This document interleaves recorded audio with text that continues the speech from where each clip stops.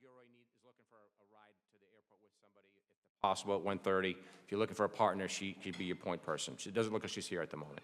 All right, with that, I'm going to introduce one of the most legendary national figures taking on predatory gambling in this country. He's one of my all-time favorite people I've ever known in my life in any capacity. If you haven't had a chance to meet her, you need to make sure you meet her before you leave, and that's Pat Lunger of Nebraska. And she's going to introduce this panel.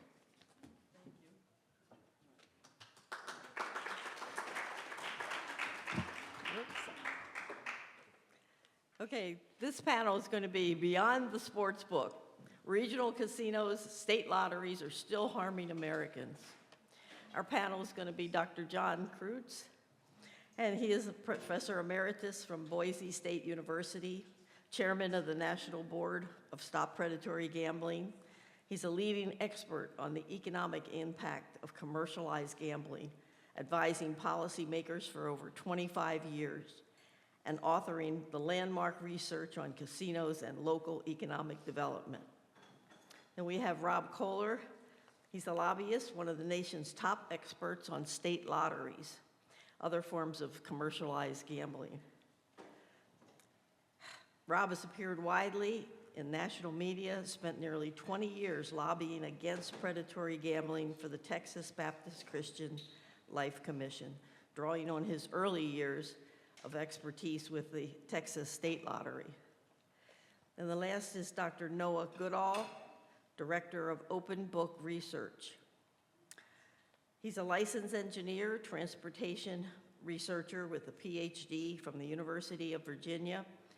Noah has conducted public interest research on gambling, gun violence, junk science, and vehicle safety, with recent work scrutinizing state-run online casino platforms like the Virginia Lotteries' $2.9 billion annual operation. Gentlemen, thank you.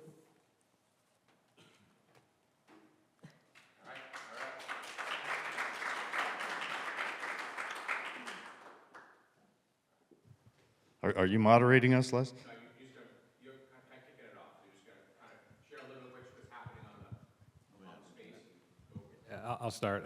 So my focus is on the Virginia Lottery, specifically the iLottery gambling product. I got into it because I was watching a commercial for this Virginia Lottery app that I never heard about. And I really don't like when the Virginia Lottery runs ads because they're a monopoly. There's no other lottery in the States. I don't know why they run ads. But I was trying to figure out what it was. And I looked up the info, and I was shocked by the sales numbers of this thing. This product I'd never heard of.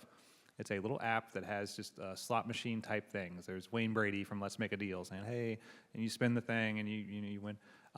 I thought this was a little side thing they did, a little side hustle that no one really paid attention to. Then I saw what the sales numbers were. I put them up on the slide there. So the blue is every other product the Virginia Lottery does, Mega Millions, Keno, all that. See how that flat that's been. And then the orange is the iLottery Instant, this app that no one's ever heard of. And the sales numbers just shot through the roof. 2.9 billion the fiscal year before this. It's up again this fiscal year. It's just all new. It didn't even take away from any of the other existing products. So it's actually going crazy. They're generating tons of revenue. They're super excited about it. But like I said, they took the most addictive thing we've ever come up with, the slot machine, and they put it on the other most addictive thing we've ever come up with, the smartphone. So you don't even have to go to it's so much easier to hide this kind of addiction. You don't have to go to a store to buy tickets. You don't have to go to you don't have to go to a casino or anything. It's just you can do it during Thanksgiving dinner. You can be betting money. People are betting it at an extremely high rate. Helpline calls are up, as you can see. All these little predatory tactics they've kind of slipped in there. The maximum bet size is $50.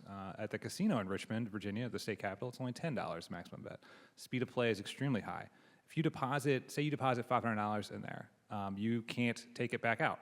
You have to bet it first before you can take it out. I've never seen that in my life. Now, sportsbooks don't do that. I don't know what the justification is for that. There's a deposit limit of $5,000 a month, which sounds reasonable, except that's $60,000 a year for an 18-year-old. The thing that I think that really gets me is they live in this, there's a couple things. The lottery board is not allowed to play the app, so they don't really know what it looks like. So when I go to meetings, I'm often just showing them screenshots. I'm like, this is what this thing is, and just telling them how it works, because they only know about it from what the consultant has told them. So there's a huge disconnect there. But I think, I lost my train of thought there. The other thing they get really stuck with is this kind of 90s way of thinking that we don't know who's even playing the lottery. It's just anonymous people going and buying tickets. We don't know who they are. They know everything about you. You have to put in your social security number to get this. If you win, they check to see if you owe any money to the state, either college tuition, like to student loans, or you owe money to a hospital, they'll garnish your wages. So they know who you are. They know exactly what you're doing, and they just keep pretending like they're not. And the question I'm always asking them is like, just out of curiosity, how many people have actively taking out student loans right now, college kids who are taking out student loans, who are betting the maximum every month? Could you tell me? Like, they're not ever going to look at it. They could look at that in 2 seconds. There's a lot of predatory behavior, or a lot of problem gambling that they don't want to look at. And as a state agency, that's the public sector, the government, that's something they should totally be doing. I find that pretty wild. One thing I will point out is we're not the only state doing it. So you have Michigan, New Hampshire, North Carolina, West Virginia, Kentucky, Pennsylvania, all have these types of apps. Pennsylvania, I'm going to call out, they're the worst. They have no limit on how much you can deposit each month. Oh, they do have a limit, excuse me. They have a $1,000 limit per day when you're using a credit card. You can use a credit card to put money on this gaming app at $1,000 a day. No limit if you're using a bank account. So a lot of predatory practices going on, and just pretty wild. I'll add just a little bit of context. So the lottery business is about scratch tickets. Has been about scratch tickets really since the beginning of time. A scratch ticket is an impulse purchase with immediate gratification. There's not an element of chance in a scratch ticket. When you scratch that ticket, the outcome's already been determined. It is just a perpetual roll of outcomes, and you remove that latex to see whether it's a winner or not. 20 years ago, the industry took that concept and said, hey, let's develop a slot machine. We won't call it a slot machine.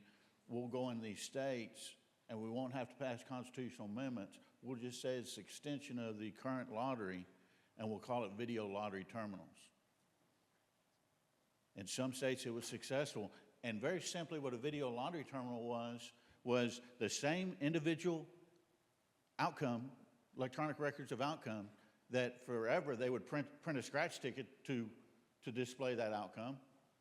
They just put it into a kiosk, dress it up like a slot machine, push a button. When you push a button and you see those spinning wheels, or you see whatever the entertaining graphic representation of that outcome is, to the user, it portrays itself like a slot machine. But for the argument in states, it's just an extension of the current lottery. We don't need a constitutional amendment. And it worked in a lot of states. And you saw it proliferate, and they used the horse racing business and they used the dog racing business to proliferate it. Now, in Texas, when they brought that here, they initially tried just to get past a bill and said, it's just existing lottery. An AG opinion said, no, it's not. You need a constitutional amendment, and it never passed in this state. So what he's describing is, in my opinion, just the second version of misusing a instant scratch ticket. Instead of representing it on a video lottery terminal, what these lotteries are doing are represented on the iPhone, and they're playing the same trick game in some states. They're very quietly introducing it, saying, well, what's the big deal? Make them stop. Because our argument is simply, this is an extension of our current games. In other states, they're not. So it is a very slippery slope. It is another attempt to take scratch tickets to something that the voters couldn't have contemplated. I encourage people in your state, the industry does not, their lobbyists do not want to go to state houses and get constitutional amendments. It's very burdensome in every state. You need, in this state, for example, 100 votes in the House and 21 in the Senate. Very hard to do. So they hire very slick folks to make slick arguments that gloss over that a scratch ticket is a piece of paper. And what we're talking about here is really no different from casinos on steroids for the user.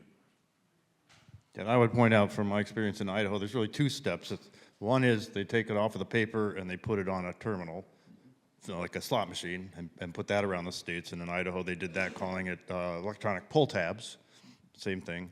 And then the next step, which Noah's talking about, is ratcheting it up onto your phone, into the internet.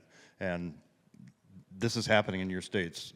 Check with your state's lottery what they're allowed to do and what not, and watch for this.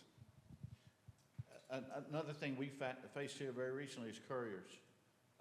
Man, go ahead.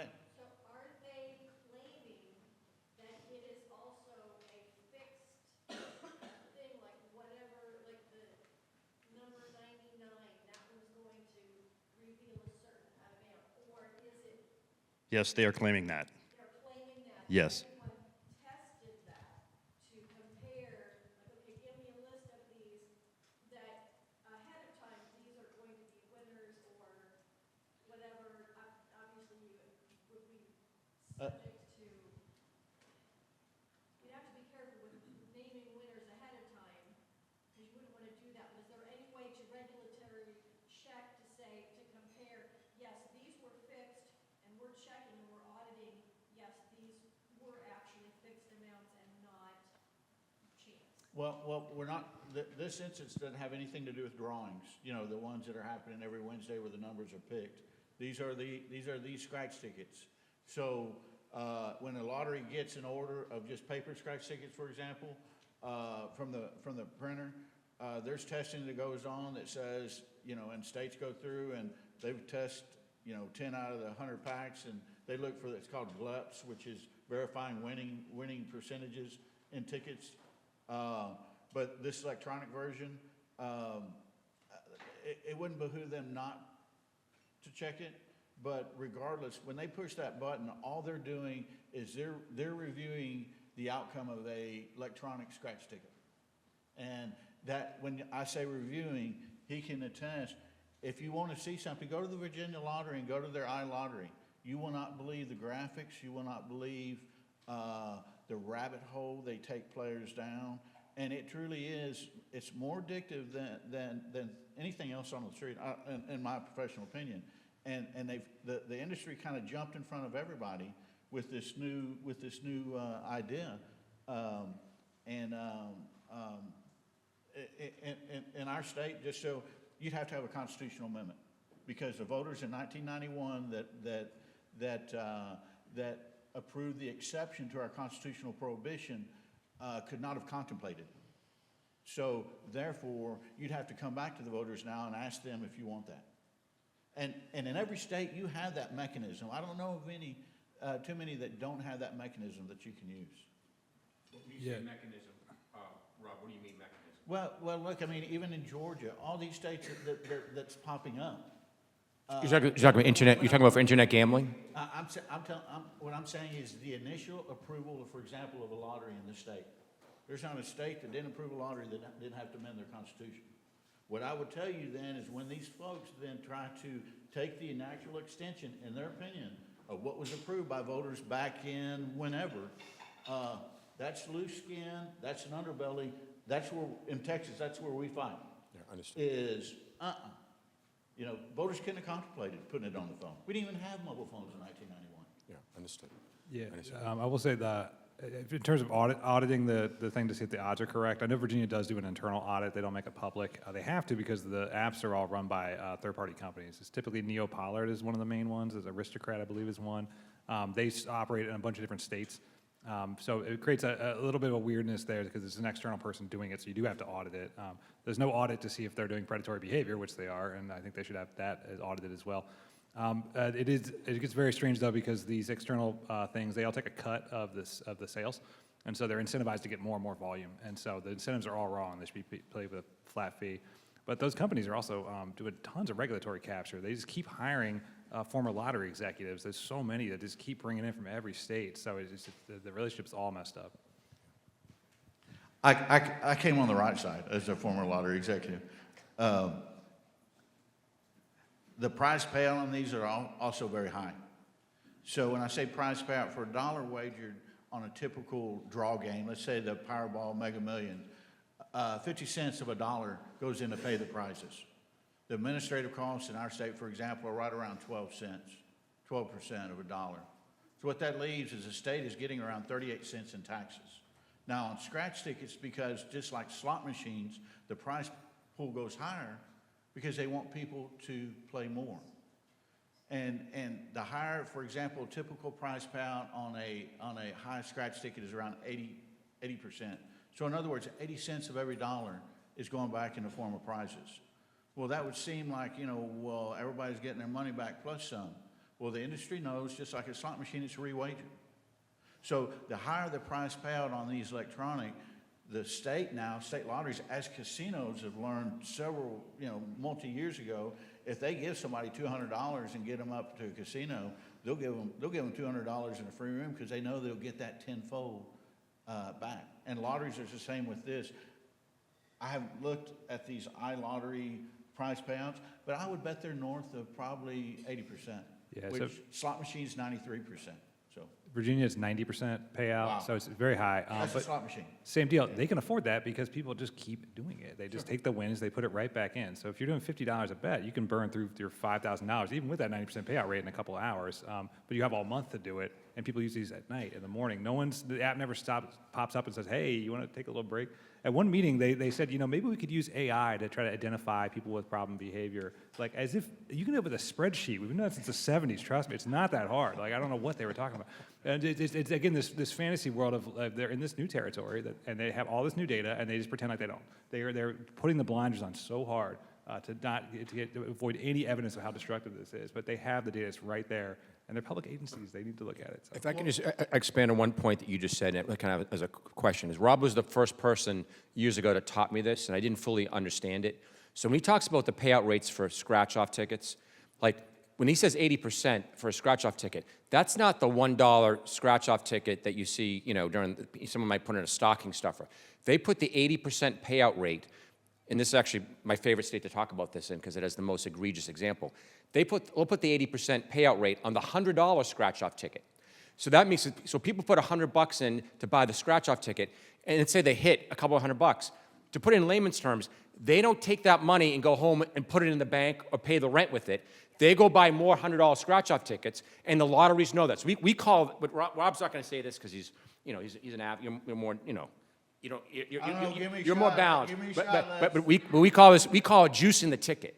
Like they're juicing it. They're pumping people up, and they just get people playing relentlessly. So the kicker of that is even more dubious, and I'm very proud of our work in this state. Les brings up my Achilles heel $100 ticket. There's no excuse for it. Hopefully next time we get together, you won't be able to say that, Les. But it's even more. Gotta fire up. Even more. You say it all the time in front of me to hurt my feelings. He can't say we had slot machines or anything else, but he says that every time. That's right. But it's even more. They purposely seeded $5 and $10 tickets with in the prize pool of at the $100 price point. So in other words, a typical $5 ticket to simplify it, may have only had $100 winners. Well, they seeded it with 5,000 $100 winners, with the understanding that that person at the $5 level, who probably is buying a half a tank of gas and is buying a $5 ticket, when they win that $100, they're not putting it in their pocket. They turn it right over at the transaction and buy the $100 ticket. And I can tell you there was a point in time whenever I was responsible for a lot of that product for the Texas Lottery. And I thought that if we had a $50 ticket at the time, this 20 years ago, that there was a sort of person that would pull up to the counter and wouldn't want to pull out $1, but if he had an opportunity or she had an opportunity to pull out a $50 bill for whatever reason and lay it down, that they would do it. I was so wrong, because those people are not buying these tickets. It's the people that are getting tricked after they pay $5, win $100, they roll it over. So sorry, maybe next time. Yeah, in Virginia, since it's an app, they can start doing all kinds of fun stuff, so they know who you are. So they run promotions all the time. And deposit $20, get a $5 free bet, right? The same stuff you see sportsbooks do. The only problem is once you deposit $20, you also can't pull that $20 out. You have to gamble it, which I think is insane for an addictive product like that. Another thing that gets me with the app is, and I assume all the other states are like this. I can't play them because I'm not in the states, but they're all run by the same company. The push notifications, right? On your phone, they can start sending you alerts. Hey, I've been on a while. Hey, I've been on a while. I never turned mine on because the first time I loaded up the app, they said, do you want notifications? I said, no. Figured that'd be the end of it. Next time I load up the app, do you want notifications? No. 20 times. They have never stopped asking me every time I load up. They will not take no for an answer. And it's for an addictive product, again, run by a state agency. That's just listen to your customers. That's They like apparently. Yeah. To get around iLotteries, like for example in our state and several states, a business model called a lottery courier You know, some smartest guy in the room thought this was a good idea, we'll get twin wall and wallpaper. And their argument or their business model says, look, this is like Uber. You know, some folks, you know, can't go buy there, so they call us, they text us, and we go buy it for them. And then we deliver it to them. Sounds great on paper, sounds good with your buddies when y'all came up with the idea, but the long and short of it is it's no more than an online service, and it's really no different than that, other than they're not using an app. And in our state, they came in, started operating in collusion with our state staff, who between one of the companies and our state staff, meaning our executive director, ended up working together to rig our $95 million jackpot. And I touched on it earlier, but they processed 26 million transactions in 72 hours. The executive director of the Lottery Commission allowed them to operate in basically warehouses, gave them terminals, and it was the only way that they were able to process that many transactions in that small a time was they were also legally allowed to use software that was developed in Malta, which I've had to learn a lot about. You're talking about the Wild Wild West, that part, and they stole our jackpot. And so you had Texans that, you know, right or wrong, played, and lo and behold, the state staff helped some characters from across this world steal it. And these lottery couriers, it ended up getting our lottery commission put out of business this last session. They terminated it after 30 years, and they moved it underneath a regulatory agency called the Texas Department of Licensing and Regulation. So this folks happen to regulate folks that polish your nails and cut your hair, and now they regulate our lottery. Yeah. But Rob, can I just expand on one key point? Because one of the reasons why we had this panel here is if you're a middle class, upper class person, like the attention right now gets sports books. Like that's what gets people fired up because it's coming into their homes, right? Their kids are watching online, you know, sports. They're watching sports. They're getting inundated with sports gambling ads. When Rob talks about lottery couriers, okay, like, you know, people, guess who owns the biggest lottery courier? The company's called Jackpot, but who owns Jackpot? Jack Pocket. Jack Pocket. Who owns, can anyone tell me who owns Jack Pocket? DraftKings, okay? So some folks just care, that's why we, you know, we try to, you know, I'm not gonna pronounce the word probably, we try to put this issue into little pieces of pie, like, oh, these are all separate pieces. It's all one, they're all interconnected.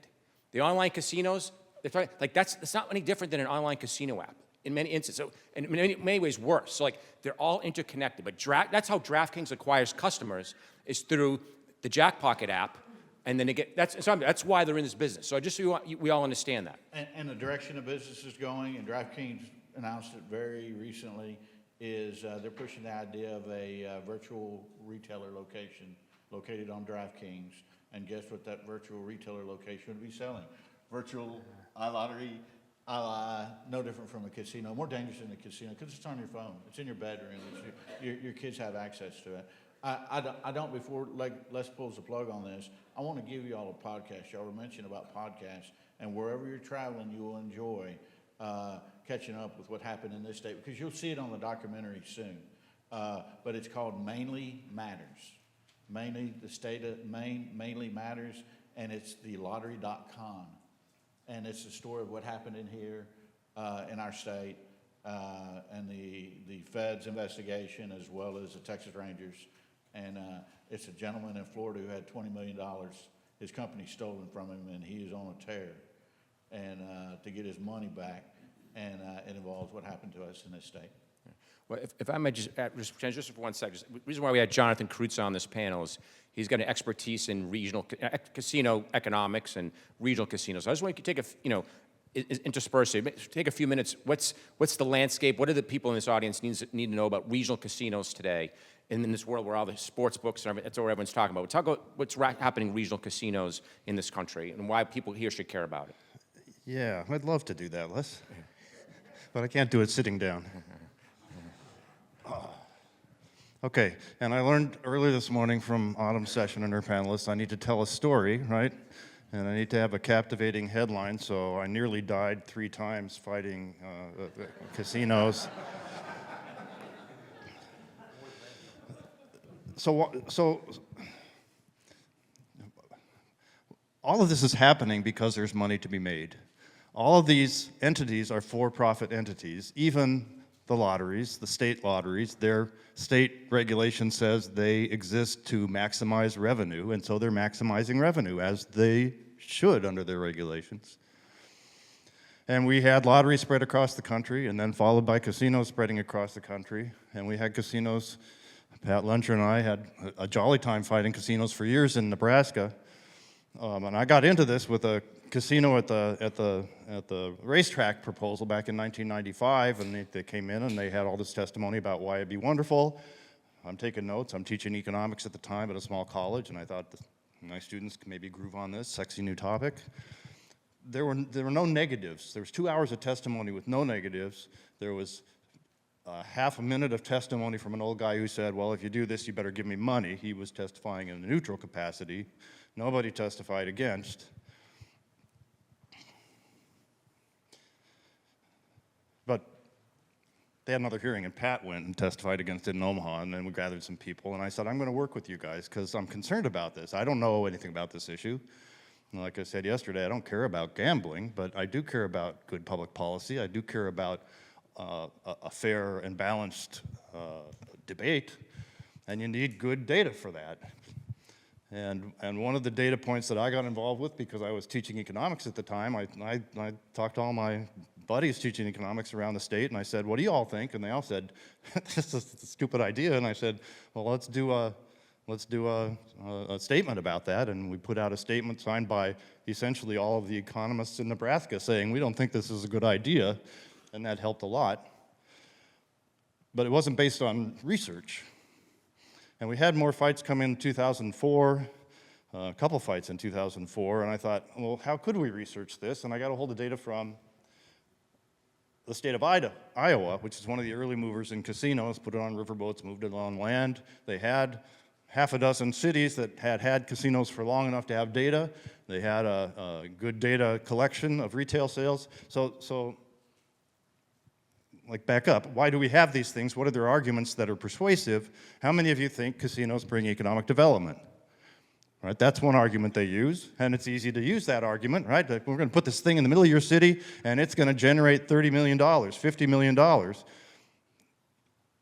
Kinda, yeah, that, if you don't look any deeper. It's going to hire 1,000 people, 5,000 people. That sounds like jobs, that sounds like economic development. But what's the data say? So I looked at these cities in Iowa, the ones with casinos and the ones without casinos, and compared them. What happened before the casino, when the casino went in, after the casino? And what we found was retail sales was sort of our proxy measure of economic impact, right? If these are bringing economic development, which is the claim, then we should see an increase in retail sales. And what we saw was every one of the half dozen or so cities that had added casinos, like all the cities were on a growing trend line. Every one that added casinos, that trend just flattened. Just flattened. The other cities continue to go up.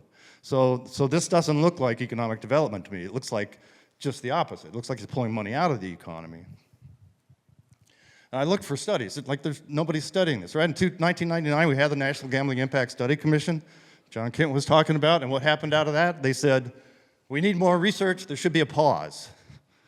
Both great ideas, neither of them happened.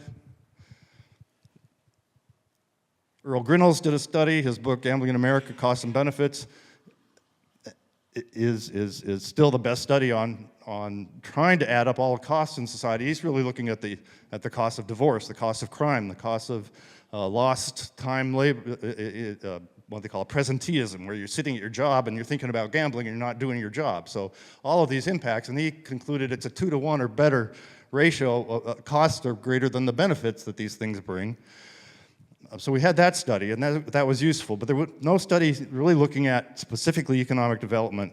And so I took that up as my dissertation in my public policy PhD program, and I looked across all 50 states, and we got Census Bureau data, and we said, well, what happened 2002 to 2017?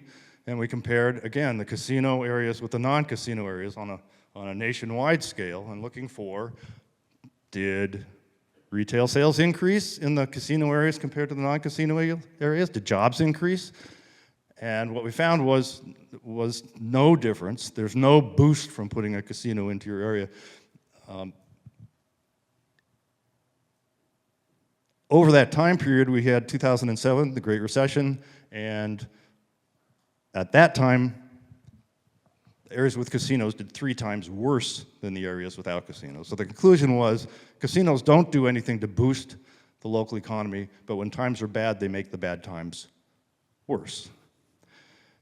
And on the jobs, yes, casinos hired people, but more people were not hired by other companies, because what's really happening is you're putting a casino here, so all the spending that's going on in the restaurant here and retail here and the used car shop here is going into the casino, and these people are laying off people, and the net balance is you're losing jobs in an area, you're not gaining jobs. So at first glance you say, well, it brings jobs, but on the data does not support that. And so I'm just telling you this story because like I could give you the whole presentation. The whole presentation I gave at the last conference, and it's online. If you Google my name and do casinos bring economic development, you can find a video version, you can find my dissertation, which lays it out. But there's a second part of the story that I think is more important here, because I feel like a dinosaur, right? Talk about casinos, what? We're way beyond that. But why do we have casinos? Because they bring jobs and economic development. We have to challenge these claims. This idea that prediction markets are permitted by the federal government when the prediction markets themselves, I love this term, they're self-certified. What does that even mean? What does that even mean? How can you self-certify yourself into existence for something that the regulators are dropping the ball on? I don't know. They're going to take every path. They're going to put their lotteries online and turn them into online slot machines. The faster it goes, the bigger the bet you can make, that's where they make their money. And again, that's their motivation. How do we make the money? So in terms of what's happening with regional casinos, we saw from the research yesterday, blanking on her name. Lucy. Today. Lucy's research, Lucy Today, and they're not growing. They're just kind of sitting there taking a ton of money out. We're not adding a lot of casinos now. In fact, New York City's in the process of trying to approve casinos, and out of 11 applicants, they're now down to 5, I think. The local communities are rejecting them. There's not growth in that way, but they're still churning their local economies, and it's at the expense of their local economy. And we have a casino proposal coming in, and I'll sit down here and be done in a second. We have one, put a tribal casino near my hometown of Boise, and again, they're going out with the jobs and economic development argument, so I'm putting out the editorial saying, you know, how does that make sense? There is, like, Boise, Idaho is the largest city from any other metropolitan area in the country. Nobody's coming to Boise, Idaho to gamble. This is all, if they're claiming they're going to bring in $20 million, where's it coming from? It's coming from us. Like, if you're in retail, if you're in financial planning, this is your customer's money, and that message needs to get out. But the bigger message is be skeptical of any claims of the industry. Just because they claim it doesn't mean it's so. Yeah. Rob, They will claim anything. I'm going to invite Rob to jump in here 1 second. I just want to say, when we talk about regional casinos, what they look like today, so you got a handful of states that still don't have casinos. Georgia's one of them when there's a major fight. Texas is a state where they're trying to break into. But what the industry has focused on now is, hey, your local mall, the Macy's closed, the Lowe's department store, the Lowe's home improvement store, it's closed. You know who steps in? These mini casino companies. And they're all these bottom-feeding companies are all spread across, you know, a poorer area in this country. That's what they're ramming in any abandoned mall. That's what, say, you know, Simon Properties, these big mall owners, that's what they're attracting, these mini casinos. people, 200 slots, handful of table games, and that's what it looks like. So, Texas, you got a couple of big players here, but the rest of the country, it's just metastasizing in every way. You got states like Illinois have slot machines in laundromats. Okay, they call them wash and wins. Okay, like that. So when we talk about online sports gambling, I'm gonna say like it's everywhere. So this way, if you're middle class, upper class, we don't really see this because we're not really in this place. Most of the time, you probably own your own washing machines. You're not going to the laundromat. But you go to laundromats in some of these states, they get slot machines in them. Okay, so that I just want to emphasize that piece. Rob Kohler, anything you want to add to the casino discussion nationally? Or is it? San Antonio Riverwalk, I don't know, the folks that have come to this part of the state. The folks that have come here, I'm sorry if you don't have the time to see Austin, it's wonderful, but another gem in this state is San Antonio. They've got a river walk that goes through it, it's absolutely beautiful. Several sessions ago, whenever they were making a run to put casinos in the state, I was introduced to the San Antonio Riverwalk Association. And their executive director is a guy named Greg Gillespie. He looked me up, and they were deathly against casinos in the state. And so I went down there and visited with him. What I learned after working with him for a little bit is they were against it because on the Riverwalk, there are hotels, there are restaurants that are privately owned, and they share their customers. So he told me, he said, Rob, somebody may stay in this hotel this evening, but they go eat breakfast over at this restaurant, then they go eat lunch over here, and they go to dinner, and they go dancing over there. And this type of business enterprise has already tried to have a footprint down there to buy real estate, and they don't share their customers. So I shared with Dr. Kent, whenever I first started in this business, and I came from the industry, and I put together a flyer, what I found was a statement from Donald Trump.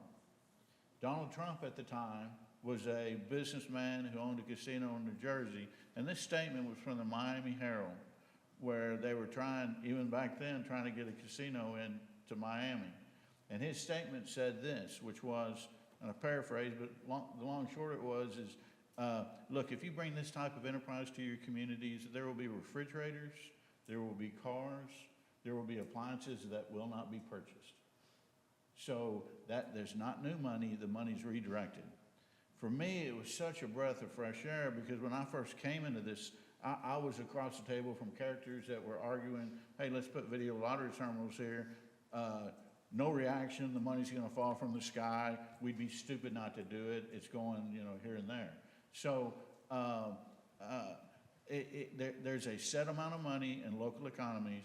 If you bring this, and I point this out, when they build those casinos, there is concrete purchase, rebar, tied folks that are put to work.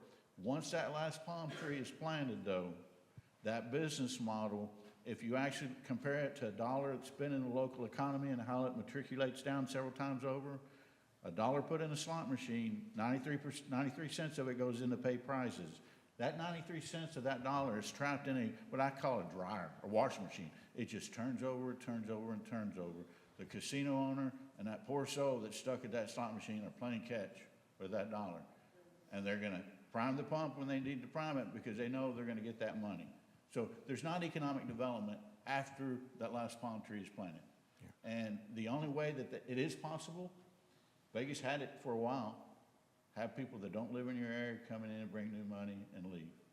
But you bring it in these regional areas, that's why it doesn't work. I mean, it's just, it's that simple. All right, we're going to open up for some questions here, and I'm just going to kick off just one real fast, and I'll get rolling here. If anyone's familiar with Matthew Desmond, he's an incredible scholar on poverty in America, and his most recent book was called Poverty by America. He's an incredible scholar on poverty in this country. And I read the whole thing expecting, like, he's going to talk about our issue. Like, the idea that how do you not talk about, predatory gambling in his book? I read the whole thing. And honestly, it just didn't even mention the fact that there's thousands and thousands of lottery outlets and casino-style gambling targeting low-income people in this country. So I say that because there's a disconnect about the role that things like state lotteries and these small regional casinos play in economic inequality in our country and poverty in our country overall. So Rob, you've done some great research around, who plays the lottery in Texas, that's kind of pretty innovative. Maybe just touch a little bit what you've seen here in Texas and who plays. And the only last thing, I know I bust your chops on the $100 scratch-off ticket, but the Again. reason why I mention it all over the country, 15 times yeah, he's mentioned yeah, that. but the only reason why I mention it is not only is it a $100 scratch-off ticket, this is a state where people make $7.25 an hour as a minimum wage. So you have people who live in low-income communities, make $7.25 an hour. They go to the local gas station, whatever.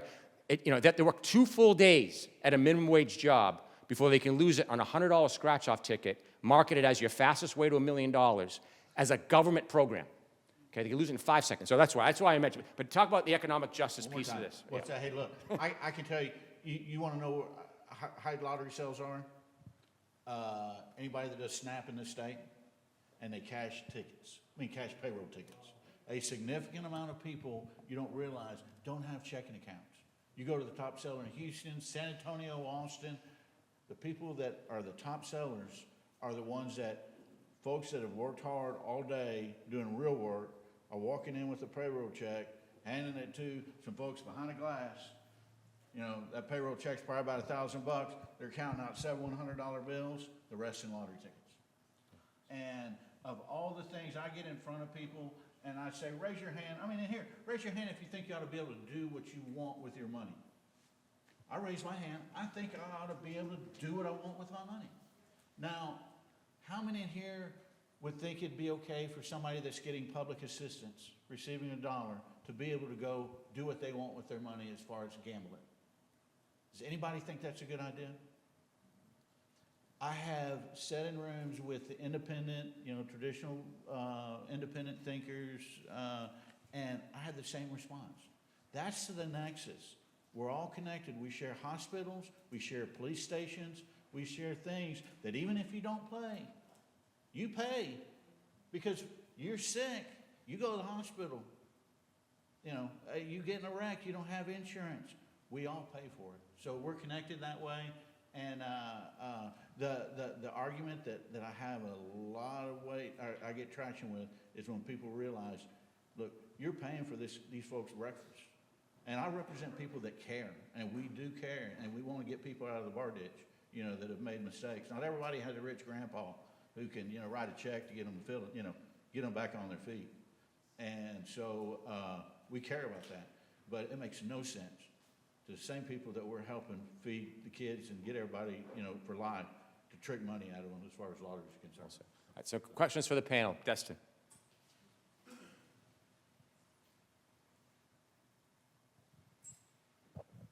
Rob, my question's for you, but then I want to open it up too because y'all have expertise in other states. But in Texas, I think we spend like $13 million on advertising for the Texas lottery. That should be a no-brainer. What is the appetite among lawmakers to just let's quit advertising it. Quit advertising on phones. Quit advertising on billboards. I saw a football game 2 weeks ago, and one of the intermissions was sponsored by the Texas Lottery. Yeah. That should be a no-brainer, easy start. What's the appetite in Texas? And then what are other states? Obviously, Virginia is spending on advertising dollars in a great way. Why is that should be low-hanging fruit, right? So here's the kicker, and this is from industry. One of the benefits of me being in the industry for a significant amount of time is I got to know a guy named Jim Hosker. Jim Hosker was the director of the Massachusetts Lottery. Came up with the idea of a scratch ticket. And what he would tell me, his kid at the time, whenever we worked together, he's 65, I'm 24, just out of the Army, 25. And he would just get so excited about, you don't have to advertise scratch tickets. People will buy them. They're right at the location. And after learning the business, people will buy a rock that's sitting there where these products reside. If they like the way that rock feels, they'll buy another rock. But I say that story because in the industry, if you really know the business, you're wasting money by advertising scratch tickets. You don't got to spend $1 on advertising. They'll sell themselves because they're impulse purchases. Not a lot of thought goes into them with immediate gratification. Where any advertising dollars would make sense would be for the big jackpots. The big jackpots bring in really no money. Texas Lottery last week did $120 million in sales. Of that, $90 million came in scratch tickets out of the poorest areas of our cities. That's right. And Again, a scratch ticket, when you want to identify propensity, if you're going to bring something to your area, I will tell you, and I will go against anybody to show propensity of who you're going to enable if you bring it into your community, is you look at scratch ticket sales. They're impulse purchases with immediate gratification, which that is a slot machine. And another way to put it, not a lot of thought goes into it. Folks do it, they get addicted to it, and they start chasing their loss. Other questions for the panel? Yeah. Okay, yeah. I'll let you. Here you go. For the recording. Here you go. I was happy to hear you speak about the creep that's happening, right? The industry continues to grow and evolve, but actually it's getting smaller, right? DraftKings buys Jackpocket. They have the largest market for DFS here in Texas and in California, right? I'd be curious your thoughts on the payment evolution and how that is impacting both the industries you speak to, lottery and regional casinos, and how much you're worried about the harm rates there. Well, I'll tell you, DFS is illegal. Commercialized DFS in our state is illegal. Constitutional amendment, they tried many sessions. First, they came up with the bogus argument it was a game of skill. And then shortly after that, as people that were playing DFS learned, as soon as that action of putting sports betting in the state's hands, you know, that became, well, yeah, no. And in fact, what's funny is anybody's familiar with this, kind of the bottom feeders that came behind DraftKings and FanDuel were making the same argument the DraftKings and FanDuel executives were making 5 years prior to that. And the executives from those companies were saying, no, that's gambling. And so daily fantasy sports is illegal. Cryptocurrency, what I've learned with what's gone on with the Texas lottery and how these creatures from the investigations that happen in our state go all the way to Dubai. I've learned words and Maldives, places that, I'm from West Texas, learned life drenching sheep and baling hay. And I've learned about places and the cryptocurrency and how they're using that and how they're paying prizes. There's a tremendous amount of bad actors that I've learned. And I don't know enough about cryptocurrency. I know that it's almost a currency of choice for some of these very bad actors.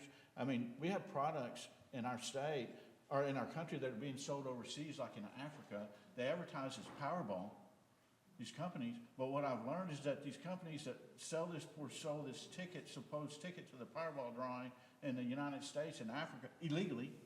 Oh, they got a license in Malta, whatever that means. But these companies aren't Self-certified. These companies aren't even buying the tickets. What they do is they supposedly buy insurance so that if this poor soul hits, and oh, by the way, if you claim, you got to get paid in cryptocurrency. So I think crypto is a good point, but I think, forgive me, it's probably a lapse on my part for not clarifying. But for example, I used to serve as an advisor to a lottery here in the US, and there was a lot of discussion around you can only use cash for a purchase, right? You spoke about someone cashing their government check, then they would buy the lottery ticket. But today now, there's something called, you can combine it in your market. I buy my soda, I buy my chips, and I'm putting a lottery ticket, and I'm using my debit card. And that's starting to snowball to credit, right? There's legal loopholes through things like the apps and the way that they're defining these products within a total purchase. Do you think that has implications on the rates of harm that we're seeing precipitate from regional casinos and lottery? For me, without a doubt. I mean, it's especially when you have, at least in our state, and I think a lot of states, the people that are working in our convenience stores, in some cases, may be felons, may be recovered, there's not background checks for the 16,000 people that are the interaction of, they're supposed to make the determination whether you can use a credit card, and oh, by the way, if you can use a SNAP card and then buy a ticket. And it's just, it is ripe for more carelessness. I know there are states that have prohibited that. California, you can't buy scratch tickets with a SNAP card. Well, it's against the law here, but we can't be everywhere. I mean, just like the young man purchased the ticket. I mean, the law enforcement is going to get here in a little bit. We're going to talk about it, but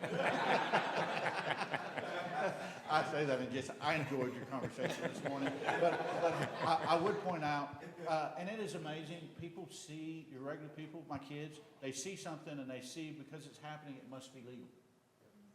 And that is just human nature. You think, you know, somebody wouldn't have a commercial poker, which we're fighting here. You know, these characters are setting up these commercial poker houses with these just dumb arguments. And people see it and go, well, gee whiz, if it was illegal, it wouldn't be happening. And so, Well, I want to thank this excellent panel for a very underappreciated topic. Thank you, all three of you, very much. We're going to immediately transition to our final session, which may be the most important of anything we talk about on this entire conference, and we're going to do it right now. So thank you very much. If the next panel could hop up here,